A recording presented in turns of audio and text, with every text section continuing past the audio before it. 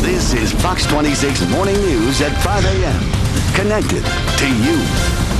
Shopping online can certainly be a lot easier than braving crowded malls and, of course, fighting traffic. But if you're not careful about the way you do it, you may end up getting scammed. And joining us this morning is Michael Gregg. He's the COO of a company called Superior Solutions. Michael, thanks for waking up bright and early, first off. First, tell me, Superior Solutions, what exactly does your company do? We do security assessments and penetration testing for a company. So we generally do security type work many times after a company has been hacked or had some form of security breach. Now, scammers often create a fake website. How common is this? It's kind of scary because there's obviously millions of websites.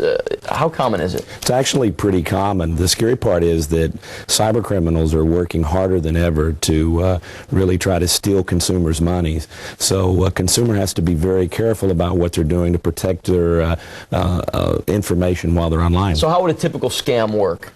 Many times what will happen is they may set up a fake site and try to lure people in. They'll also do things as far as what are called black hat SEO techniques. So they use search engine optimization techniques to try to push their site up to the top of the search engine results.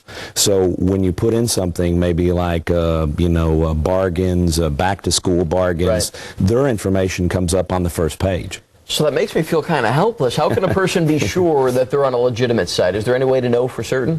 One of the things you can do is just verify that you use well-known sites, from well-known companies, from organizations there that you know and you can trust.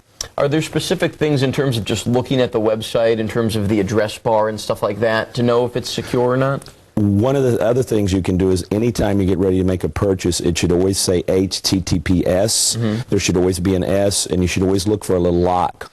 Depending on the browser, the padlock icon? Yes, most definitely. It'll either be up at the top or down at the bottom. You'll see it there. That means the site's using some form of security. There's certain information that legitimate retailers will ask you for. What is that? Or is there? Yes, they're going to ask you for credit card information. They're going to ask you billing information. They're not going to ask you such things typically as bank routing information or a PIN number or other information there as far as your ATM.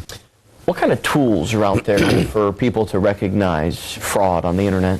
There's actually some good tools. One of the great things is to use an anti-phishing toolbar. And what these do, they're built into items as far as Internet Explorer, but you can also get them as a download from McAfee and others.